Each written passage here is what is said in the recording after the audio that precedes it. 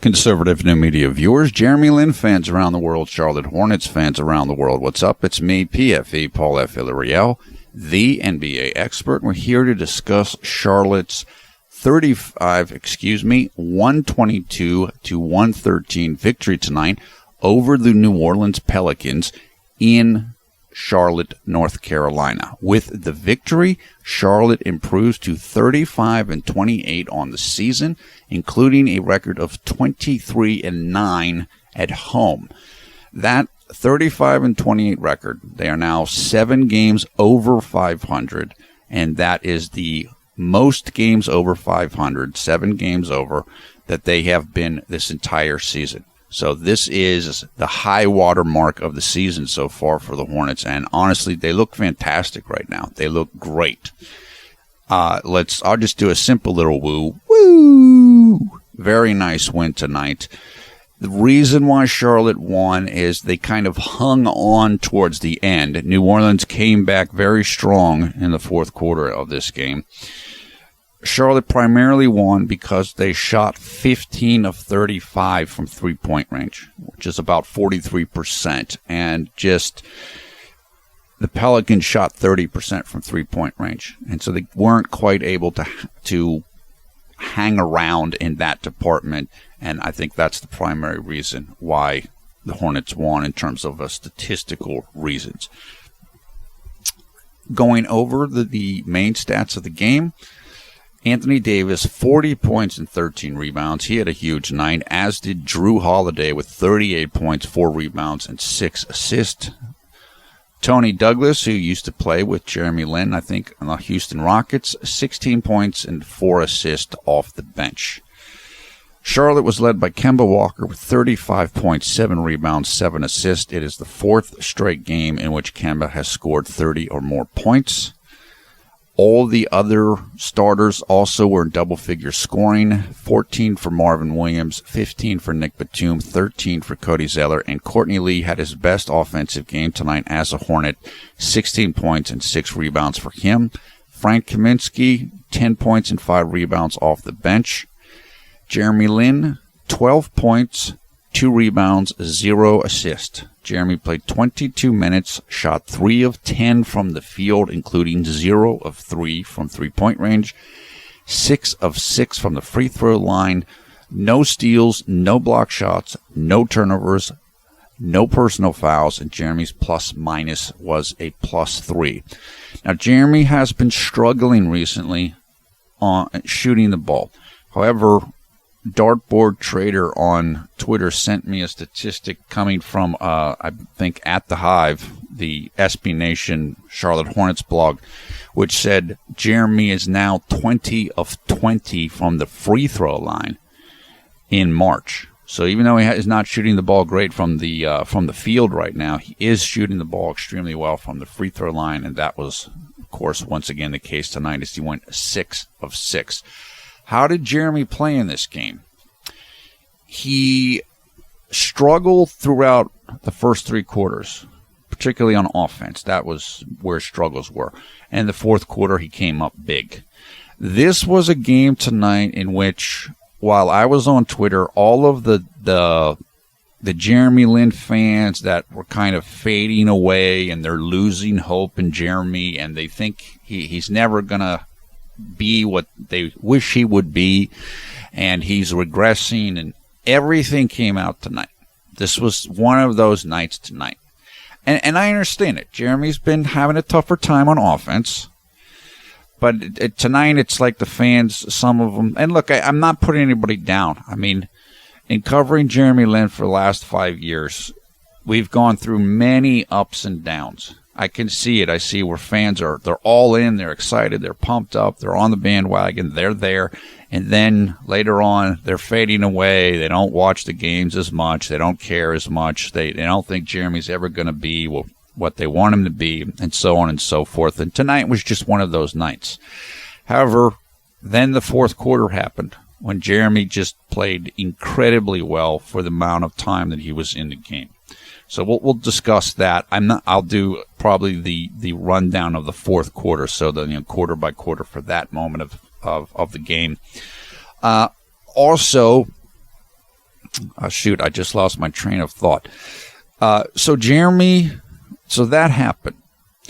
And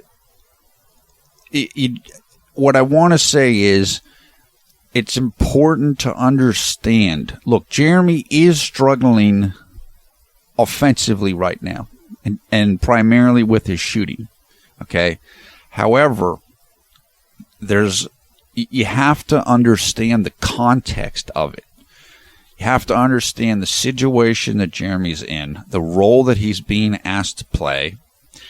And I would also add that he's not getting a ton of foul calls, which alters his attacking mindset. I mean, it's hard to keep driving if you never get called when you're hit. I mean, it can kind of take away your aggressiveness a little bit.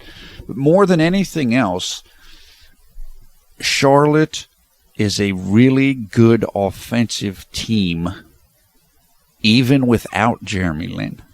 So JLin is he's a piece of the puzzle here, rather than a featured part. And he's playing a lot of shooting guard. So this is kind of like the toughest fit for him of probably any situation that he's been in. Now, that being said, he is having struggles shooting the ball. And that's something that he's got to work out. We've discussed this before. Jeremy's discussed it before, that he's changing his form and so forth. I will say that I think the time will come where he'll have to reevaluate his form and his approach and everything else if it doesn't smooth out. But I think it will smooth out. So we just got to kind of stay in pocket here.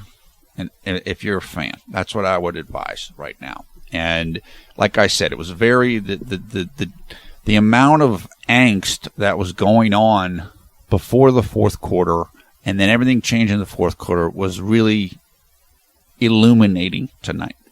And it was very obvious. Okay. So that's what I would say. Look, Kemba's having such a good year offensively that that takes away spots and opportunities for Jeremy. Now, it doesn't take away all the spots and all the opportunities, but it de-emphasizes Jeremy more, and Jeremy is kind of having to play shooting guard more. So it's a mixture of factors. Is Charlotte his long-term place to be? I don't know. We'll see. We'll see in the offseason. We'll see what happens with the rest of the team. With Nick Batum, I can't remember what Courtney Lee's contract situation is, and so on and so forth. One thing that I talked about with I believe Leon Chan tonight on Twitter is that it's unfortunate that this is a difficult time if you're a point guard in the NBA. And I say that because there's a whole bunch of talented point guards right now. And so even really talented guys like Jeremy are having a hard time finding starting spots because of how much talent there is at that position right now. So it's almost like it's unfortunate he's playing right now rather than at a time when there was less talent at the position. Still, I'm not giving up on JLin. Not going to say that Jeremy's never going to be a starter, and on and on. I still think Jeremy's having a good year. I still think he's developing as a player. I still think that he's happy again in this situation or this season as compared with recent other seasons, and so on. And as I recommended to different people, you just got to take it game by game. Jeremy's struggling with the shooting right now. He wants to get better and more consistent on his shooting. He is in a little bit of kind of an offensive funk, so we just got to work through it. And hopefully there will come a time where it's kind of all is in sync at the same time. That's what happened for Kemba Walker this year. And hopefully that's going to happen for Jeremy or happen again, if you want to look at it that way. So we'll just have to see what happens. Okay, let's discuss the fourth quarter. Let's talk about Jeremy and kind of what happened for him then. Jeremy came into the game, with 4 minutes and 52 seconds left in the third quarter. So that set up Jeremy being in the game at the start of the fourth quarter. And let me say this quickly. Jeremy did not finish this game. And tonight's game kind of broke the tie between Courtney Lee and Jeremy Lin finishing games. And so now the edge is tilting towards Courtney Lee. And I listened to Coach Clifford talking about Courtney Lee today in the video from the shoot-around before the game. And it sounds like Clifford really likes Courtney Lee. That doesn't mean he doesn't like Jeremy. But with Kemba there, Jeremy's having to play shooting guard. And Courtney Lee is more the size and of a natural shooting guard, rather than Jeremy being that. So it's kind of a tough position. But I will say this also. Clifford has been using more of a lineup of all the starters finish the halves, all the starters finish the fourth quarter as well, in both half, first half and second half. I don't know if that means that's kind of the default that he wants to go with, or he's decided that Courtney Lee's going to be more of the finisher. I'm not sure. But he's been doing that more and more as compared with kind of how he was using the lineup or using the roster earlier in the season. Sometimes Jeremy would come in and he'd play like the entire second quarter. And it just kind of it was almost like a mix and match of who was playing at certain times, like particularly late in the first half. Now it's more kind of, it's getting more into kind of a routine. Is like, okay, at this point in time with 5 minutes left in the second quarter, or with 5 minutes left in the fourth quarter, I'm going to put all the starters back in. Or by that time, I want all the starters back in. So I don't know if Clifford's kind of taking away the ability for Jeremy to be a finisher just because he's made the decision he wants to use Courtney Lee, or just he wants to use the starters. I'm not sure. But he's definitely going more towards that. And you can see that in the first half, too. So it just might be a situation where he's decided to kind of not make it a competition anymore. And as I said on Twitter tonight, if Courtney Lee plays offense the way that he did tonight, with 16 points, whatever, and shooting the ball really well, then it's going to be a lot easier for Clifford to use him as the finisher, as compared with Jeremy Lin, because you would think it's kind of a thing where Jeremy's got better offense and Courtney's got better defense because of his height and the length of his arms. But if Courtney's also playing really good offense, well, then he's going to have more of an advantage. And so we'll just have to see. We'll have to see how Courtney is playing and if he can continue to play offense in this manner. Okay, so Jeremy's was in the game at the start of the fourth quarter. And as soon as the fourth quarter began, he was incredibly aggressive.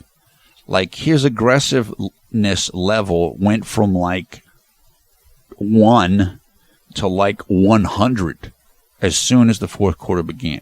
So early in the fourth quarter, he had he scored on what I think was a bank shot from the right side. Then they ran a high pick and roll, and he got right to the basket for,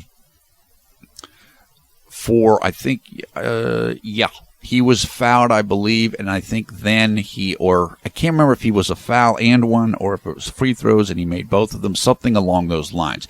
This was also another case tonight where Jeremy started to get the opponent into foul trouble early in the quarter, which meant that Charlotte got into the free throw bonus quicker in the quarter. We talked about that in the last game, and that was very important in this game as well. So he draws a foul very early on. He scores 4 straight points. New Orleans is forced to take a timeout. That made the score 101-92 for Charlotte.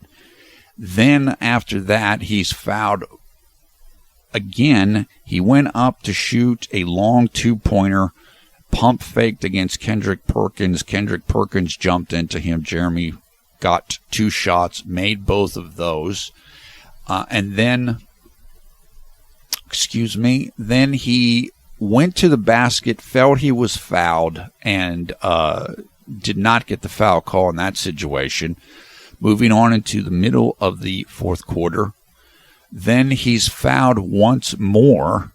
So this was the third foul, I believe, for him. In the third time he was fouled in the fourth quarter, he almost converted the layup. So it was almost an and one situation, but it was not. Made both free throws.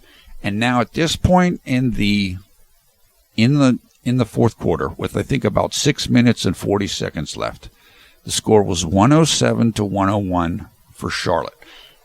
And Charlotte had scored 8 points in the fourth quarter, and Jeremy had scored all 8 points.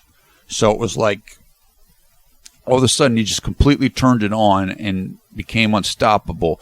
And as someone mentioned on Twitter, and I don't remember who it was,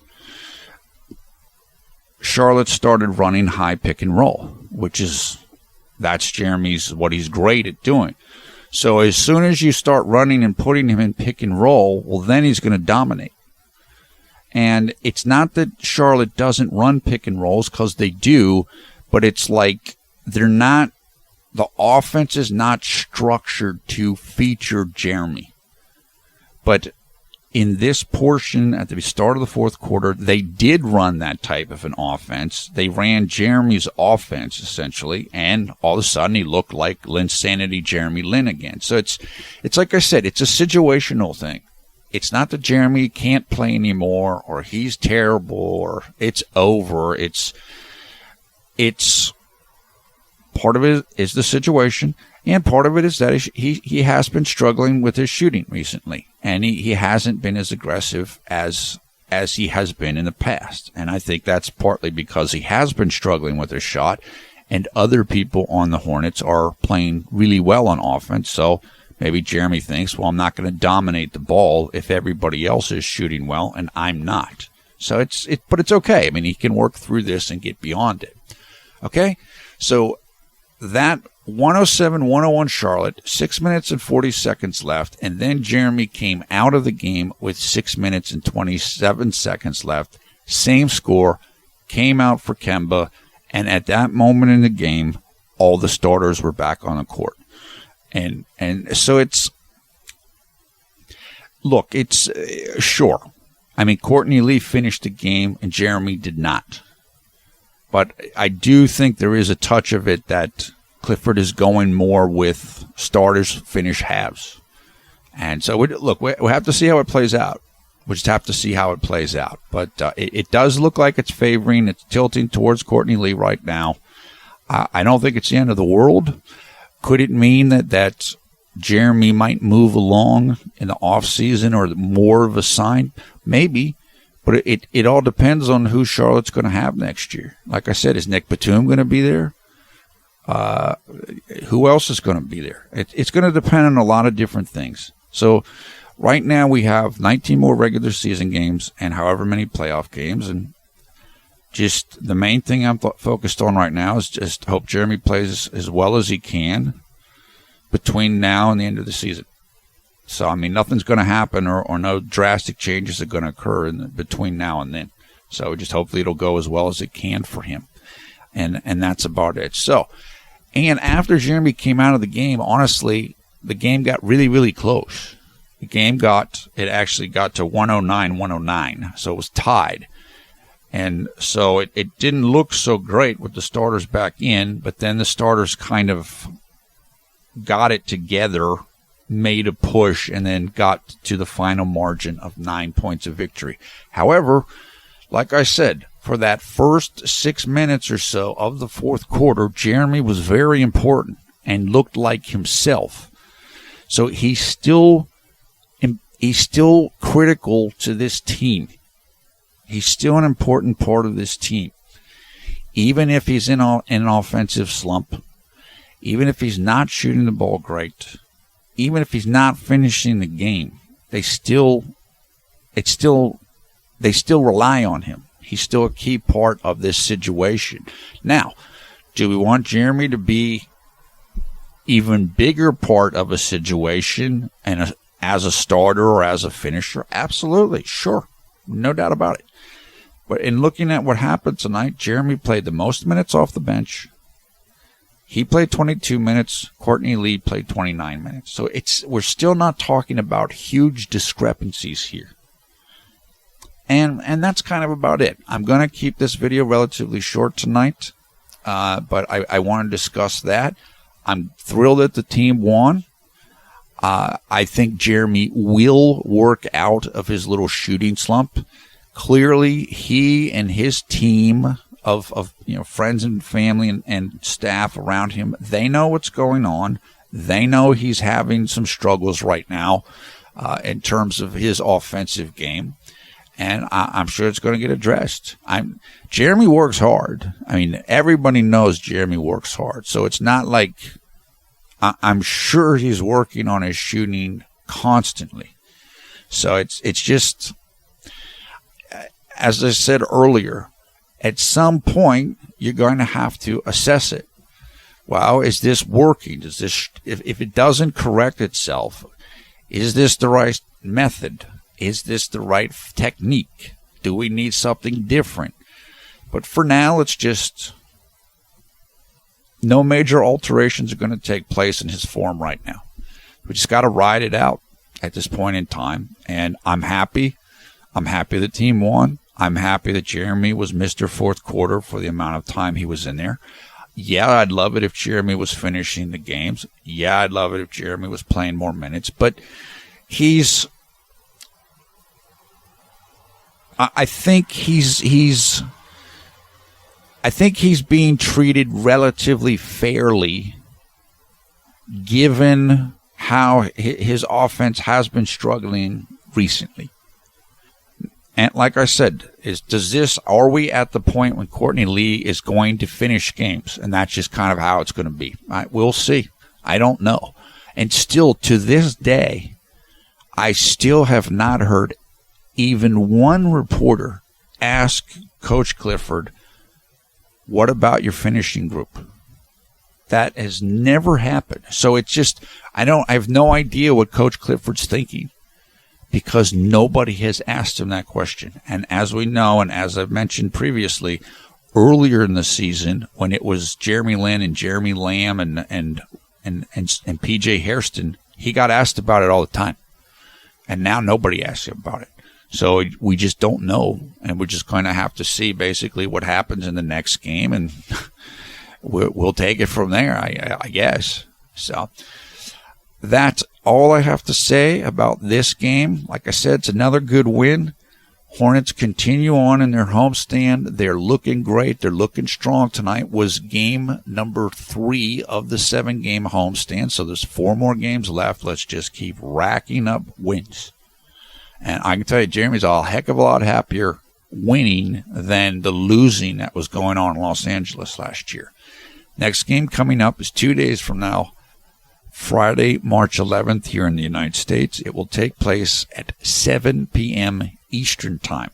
That means the game is going to occur on Saturday, March 12th at 8 a.m. in the morning in Taipei, Taiwan, and throughout China.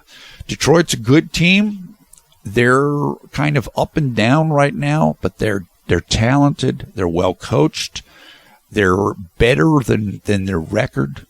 They have more talent than what the record is. So that's not going to be an easy game. But Charlotte, being the strong home team that they are, they will be favored. And you expect them to win that game. So very much looking forward to that. And like I said, as far as Jeremy, just hang in there. Just hang in there. Again, everybody was jumping off the cliff through the first 3 quarters of tonight's game. And then the fourth quarter happened. So let's just keep moving. Okay? Thumbs up, thumbs down, your comments below. Thanks, Gary Chen. For the artwork you're looking at right now, Gary is an artist and blogger in Taiwan, and he is a member of the JLin Garden fan group, which is headquartered in Taiwan. You can learn more about Gary and JLin Garden by following the information in the video description below the video player. Also in the video description, you'll find information for highlights of tonight's game. Finally, there you will see information about how you can join the Conservative New Media Facebook group, and also how you can come and follow us on Twitter as well. Once again, I'm PFE Paul F. Villarreal, the NBA expert. Thanks a lot for watching Conservative New Media. We strive to be the #1 JLin YouTube fan channel. Look, like I said, I'm happy. I'm glad that Jeremy performed well in the fourth quarter. We all know what he's capable of. There's nothing, I don't think there's anything to be freaking out about. Players go through slumps. Players that are working on their form go through highs and lows. I think that Kemba Walker and the way that Kemba has performed this year is a really good example and a good display of how things can change for a player. Coming into this season, Kemba was not a good three-point shooter. He really wasn't. But now he's shooting the three unbelievably well, and it's made his whole game so much better. Now he's on a different level as a player than he ever was before this year.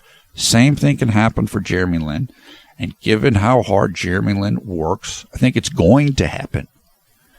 It hasn't happened this year, but that's part of the growth process. I'm not, as I said on Twitter, we're going to keep following JLin. I've never lost interest in JLin. We're just going to keep following it wherever it goes. And as long as I'm able to make the videos, and I mean, there might be adjustments and whatever, I'm going to keep making them. Because, we believe in JLin, but so we like JLin. Jeremy's story is important, regardless of whatever he accomplishes in the NBA from this point forward. I mean, hopefully he's going to accomplish a ton and be unbelievable. But he's a pioneer. He's a trailblazer. He's a groundbreaker. And his story is important, however it turns out. So we're just going to keep following him, and I've never lost faith in him, and I don't expect to be losing faith in him. Nothing that's happened this year has made me lose any faith in him at all.